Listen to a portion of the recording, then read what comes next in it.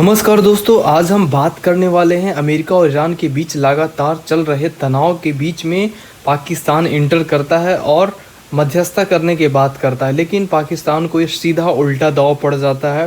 पाकिस्तान ने लगातार कोशिश के बाद भी ये विफल रहा।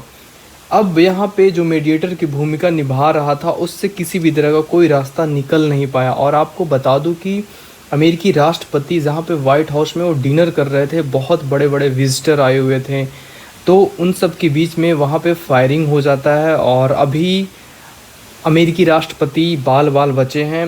तो आपको पता होगा कि और ये मामला कितना हाईलाइट हो गया होगा और ईरान के ऊपर और संघर्ष बढ़ता हुआ दिख रहा है। इसलिए ईरान जो है वो विदेश मंत्री वहाँ के जो थे वो वहाँ पहुँचे, लेकिन ये फेल हो गया।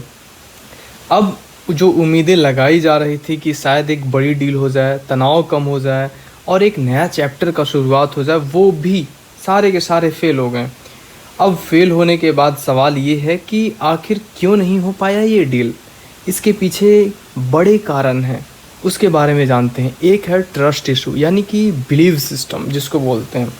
अमेरिका और ईरान के बीच भरोसा दोनों के बीच में लगभग ख़त्म हो चुका है कि कब कौन किस पे अटैक कर दे, किस पे कौन अटैक कर दे, ये लगभग ख़त्म हो चुका है। सीज़ फायर का लगातार उल्लंघन हो ही रहा था।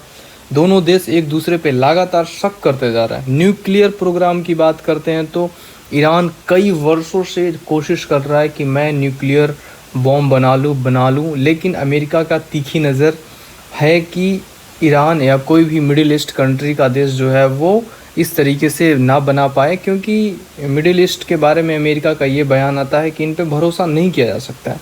ईरान का न्यूक्लियर प्रोग्राम सबसे बड़ा मुद्दा बन गया है। अमेरिका चाहता है कि ईरान को इसे रोके। अब इसी बीच में वहाँ पे टेंशन और तनाव हो रहे हैं। कई सारे जो होर्मुज़ बंदरगाह से जो वहाँ से ईरान से कच्चा तेल आयात होता था उसके ऊपर भी प्रतिबंध लगा दिए गए हैं। अब देखो, अमेरिका ने इन पर कई सारे इकोनॉमिक सैंक्शन भी लगा दिए हैं। जैसा कि आपको पता होगा कि जब रूस और यूक्रेन के बीच में वार चल रहा था तो रूस के सारे इकोनॉमिक जोन तो थे, सारे व्यापारिक जोन थे, वो सारे के सारे बंद कर दिए कि अब रशिया से जितने सारे एक्सपोर्ट सामान होते हैं अन्य देश नहीं लेगा, अगर लेगा तो हम उस पर कड़ा प्रतिबंध लगा देंगे। कई चीज़ों पे दबाव भी डाला। रशिया का जो इकोनॉमिक पावर जो बनाने की कोशिश किया जा रहा है कि रशिया के पास अगर इकोनॉमिक नहीं आएगा तो फिर वार कैसे करेगा। लगातार इतने वर्षों से युद्ध चल रहा था। अब इसका थोड़ा बैकग्राउंड के बारे में भी समझते हैं तो अमेरिका जो है काफ़ी पहले से ही 2015 में भी एक मामला डील हुआ था, उसमें भी ईरान को साइड किया कि नहीं, ईरान जो है इस तरीके से काम नहीं कर सकता है, बॉम्ब नहीं बना सकता है। पाकिस्तान बीच में क्यों आया था इसके बारे में जानते हैं। तो सवाल ये है कि पाकिस्तान क्यों कूद पड़ा बीच में।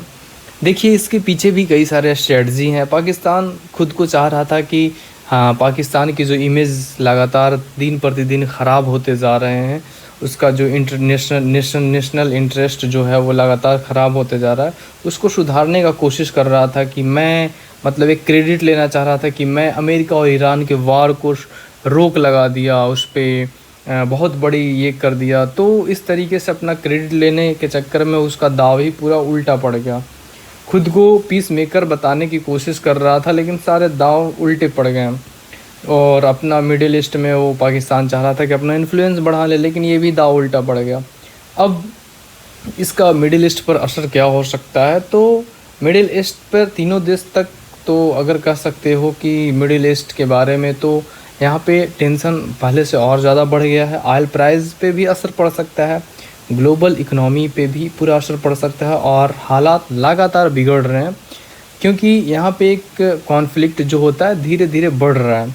भारत पर इस पर असर यही होगा कि अब भारत जो है सबसे इंडिया पर इम्पैक्ट, यानी भारत पे इम्पैक्ट ये होगा कि ऑयल महंगा हो सकता है। इम्पोर्ट कॉस्ट जो है, यानी कि कई सारे सामान जो आते हैं, ट्रांसपोर्टेशन कॉस्ट होगा, इन सब चीज़ों पे महंगाई पड़ेगा। हर प्राइस जो है, वस्तुएं का प्राइस जो लगातार बढ़ते जाएंगे। इन्फ्लेशन पर भी असर पड़ेगा और इंडिया के मिडिल ईस्ट का एक स्ट्रॉन्ग रिलेशन है। अब भारत को ये चाहिए कि भारत अन्य देशों के साथ डिप्लोमेटिक बैलेंस बना करके रखे। फाइनल निष्कर्ष पे ये आते हैं कि पाकिस्तान अपना कोशिश किया कि हम अपना क्रेडिट लें, नेशनल और इंटरनेशनल वाइज क्रेडिट लें, लेकिन उसका पाकिस्तान के लिए टाइमिंग गलत था। अमेरिका और ईरान अभी भी कॉम्प्रोमाइज़ मूड में नहीं है, कोई उसे कॉम्प्रोमाइज़ नहीं करा सकता। जिस तरीके से रशिया यूक्रेन के बीच में जो वार चल रहा है, कभी भी रशिया जो होता है अटैक कर देता है, सेम उसी तरीके से अमेरिका और ईरान के बीच में है। आने वाला समय में ये लगातार और बढ़ते दिख रहा है। दोस्तों, आपको क्या लगता है, क्या अमेरिका और ईरान के बीच में कभी शांति हो पाएगी या टकराव और बढ़ता जाएगा? अपना ओपिनियन नीचे कमेंट में ज़रूर बताइए। अगर आपको ऐसा डीप एनालिसिस वाली वीडियो पसंद आता है तो चैनल को सब्सक्राइब करना मत भूलिए। मिलते हैं अगले वीडियो में। धन्यवाद।